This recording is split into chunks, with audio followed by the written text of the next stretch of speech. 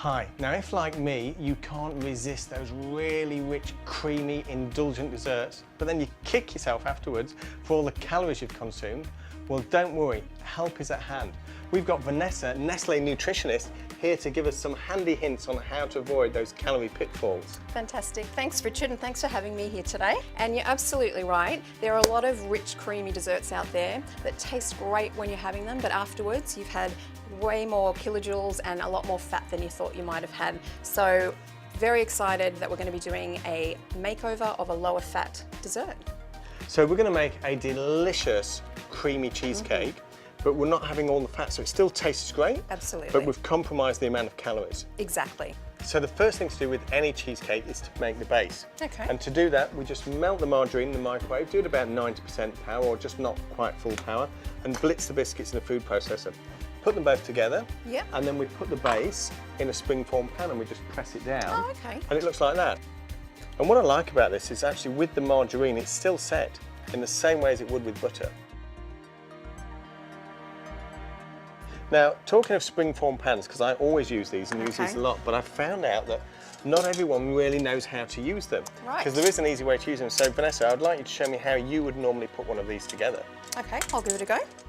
Okay, so I would go like that and lock it like that. As would most people, that's not the right way to do it. Okay. The right way to do it, because the reason for that is that you've got a big lip there, you see? So if you try and take your cheesecake off, it's going to get caught on that. So you flip it over that way, it's still going to be a tight seal, but this way is nice and smooth now. Okay, fantastic. That makes perfect sense. I'll remember that one.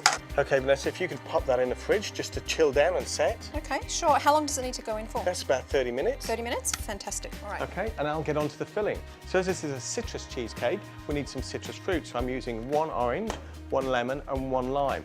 Now, importantly with these, use the zest as well as the juice because the zest contributes so much flavour. I've got some low-fat ricotta cheese and some low-fat cream cheese. That's great, Richard. I'm glad to see you using the lower fat products. If you look at the low fat ricotta and your low fat cream cheese, you're taking out about half of the kilojoules and half of the fat, and importantly saturated fat from the actual ingredients. So we're coming along really nicely. We've got our wholemeal biscuits, we've got margarine instead of butter, and now we've got these low fat, fantastic tasting alternatives. So the next ingredient is we're going to use some Nestle skimmed sweetened condensed milk. I'm glad to see you using that type of product, because typically you'd use cream in these. Absolutely. Whipped cream often, whipped cream? double cream. Yeah. Okay, yeah, and as we know, cream is very, very high in fat and therefore kilojoules.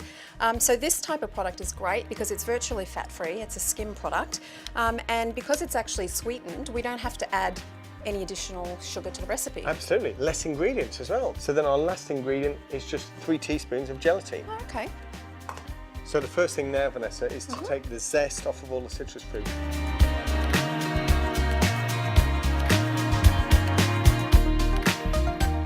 Wow, smell that.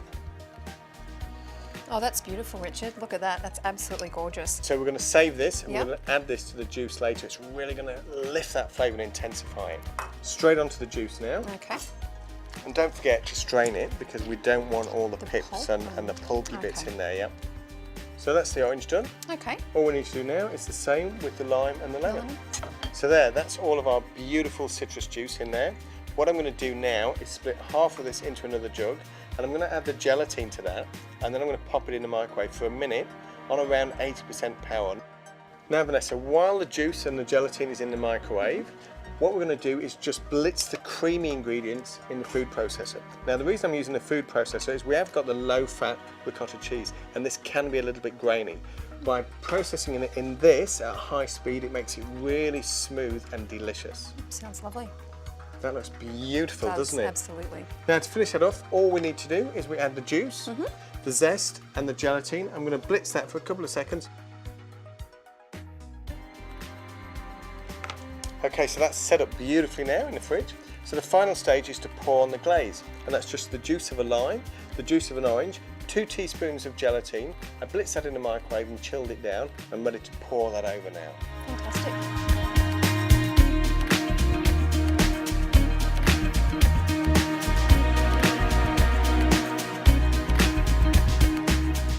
So what do you think, Vanessa? Richard, this is delicious. It is amazingly smooth and creamy and absolutely packed with flavour. But I guess the question is now, how does it stack up nutritionally? Brilliantly. This is actually about half the kilojoules, half the fat, and half the saturated fat of a regular cheesecake.